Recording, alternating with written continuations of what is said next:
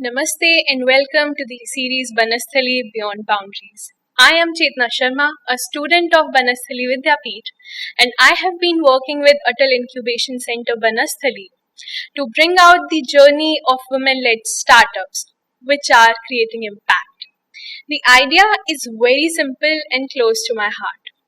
We bring out these stories with the real challenges, learnings, and dreams. And hopefully, all these stories sparks something within us. Today, we have with us our very own guest, Miss Jharna Saha. She is very own because she completed her masters from Banasthali Vidyapith in 2019. Ma'am, you are the co-founder and CMO of Enlog, and Enlog is an Indian deep tech startup that offers an AI-powered IoT-based energy management solutions. Ma'am, how it feels to be here? I'm very excited. Today we had multiple sessions with two large group of young Banasthalites. And whenever I spot any Banasthalite anywhere, be it college or anywhere outside as well, it is a sense of pride for me.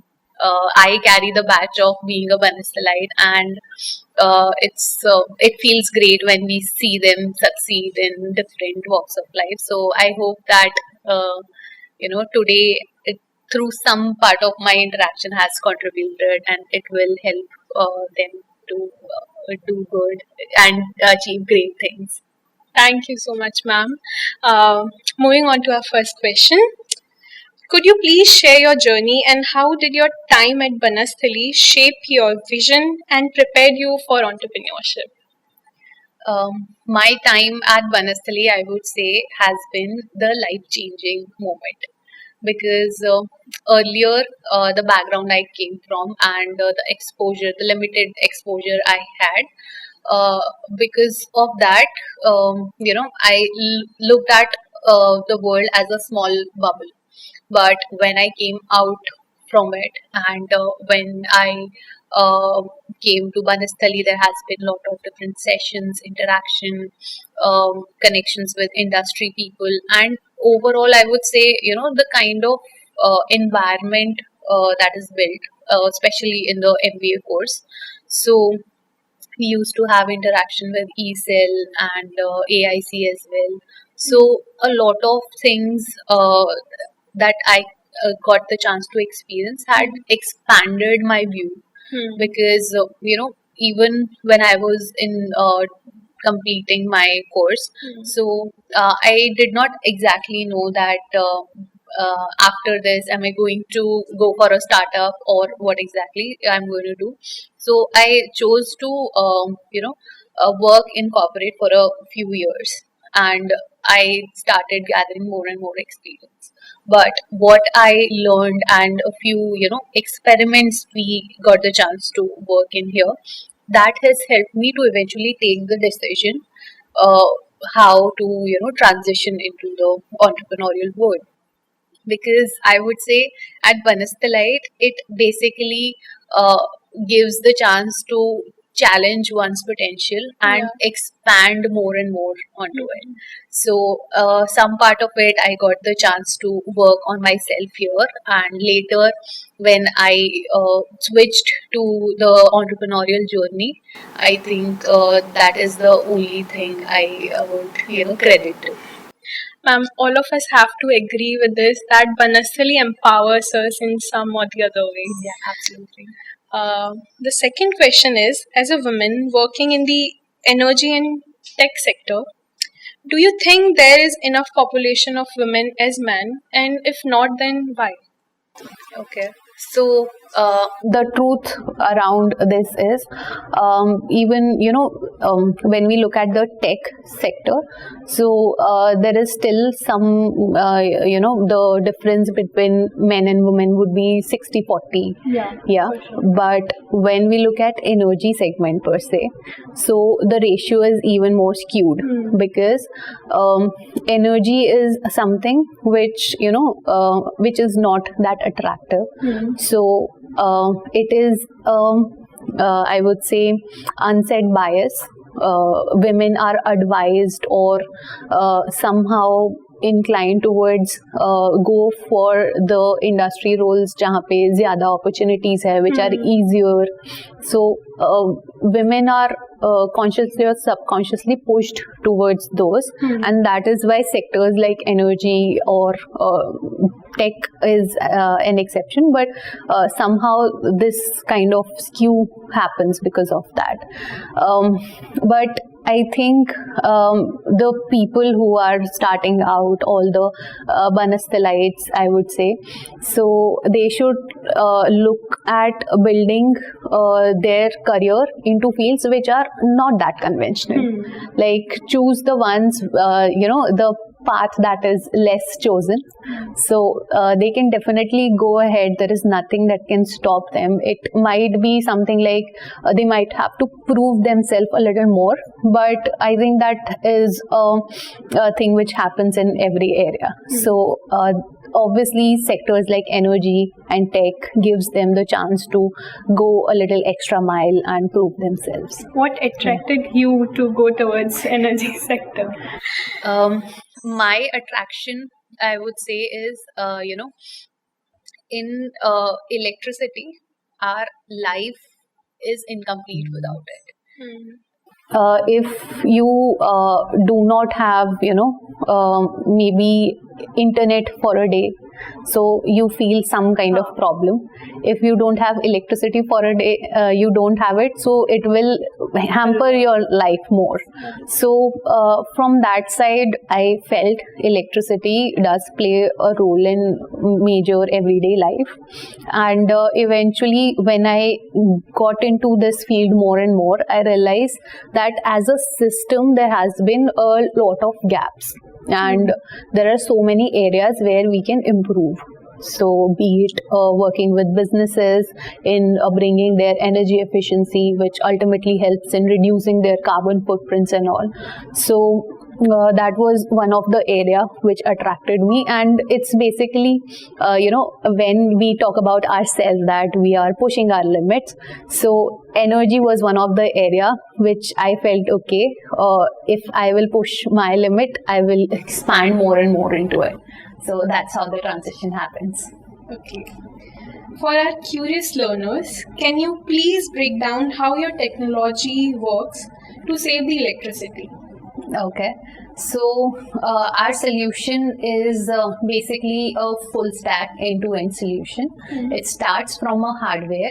So there are IoT devices which our team has done all the R&D engineering to build an IoT device which is very compact and has really high capacity to monitor the electricity and control it. This is the kind of innovation which does not actually existed in this segment. There has been, the existing solution has been made for large companies. There would be different kind of products for each different use case.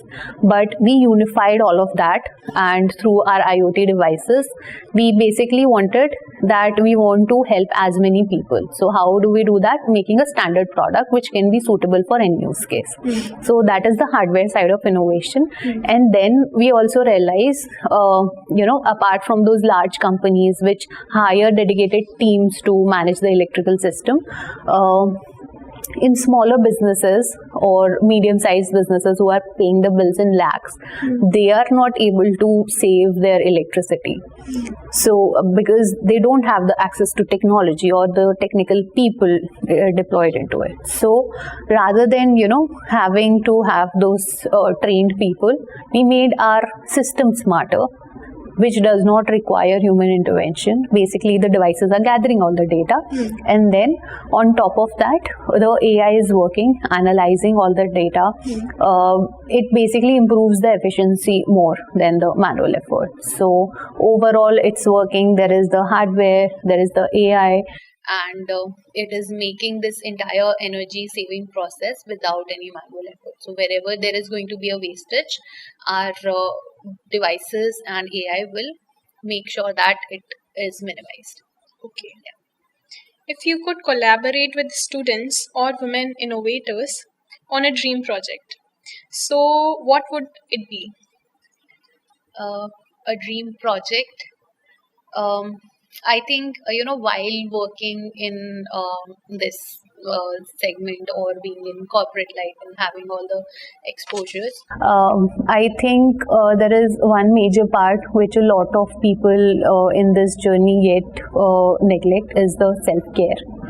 So I believe although self-care is very subjective, but self-care is something which requires consistent effort. So I would want to build an assistant which can be your that voice, which can remind you of how to work and keep yourself on focus, because even if all the different kind of challenges, different times comes and goes, but the self care, self development, those are some of the things which has to be sustained in the long term. So yeah, I think that's a major thing.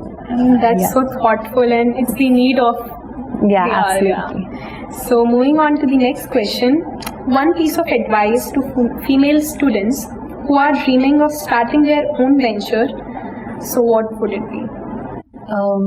For women entrepreneurs, I would say that there are going to be a lot of questions or challenges that would come your way.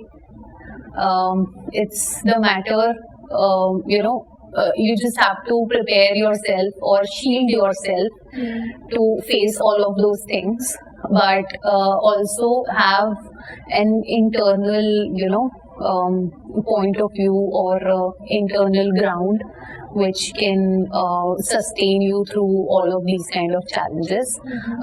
People will definitely try to say that you are being too aspirational, these are so high goals, how will you do it yourself? Or people might say that this is not your cup of tea, you should focus on different things. So these are the things which are definitely going to come up. But if you decide that this is something you want to do, so you should be ready to face all of that and create a shield maybe that okay, these are the things that are going to come up, but there is some kind of rebel, I would say. So yeah. True.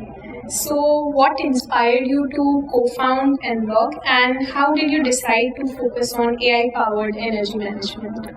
Okay, so when we talk about Enlog, one of the major areas that we are doing energy saving, and it is actually the impact is really huge. Today we have saved around 4,000 tons of carbon emission by saving electricity, and this is something we are just starting out. So moving forward, as we scale our solution, so from the very beginning we had this idea that we want to do it at a really large scale. We want to implement it like every electricity user should have Enlog's device to use, manage electricity. So when we can, we have a team who can think on the same page and we're building onto it. So that has to happen in the, that process. So basically it's it's the matter of journey. We learn all of these things, and this is how it works out. Yeah. Thank you so much, ma'am. It was a wonderful experience sharing this space with you. And I think now when I'll go back home, I know I'm taking a lot of things with me, and I'm hopeful I'll implement those things in my life. And I'm sure that our viewers are also inspired, and they've got something and they've got some inspiration out of your story. So this is Jharna Saha signing off for now. Let's meet in the next episode of Banasthali Beyond Boundaries. All right, thank you.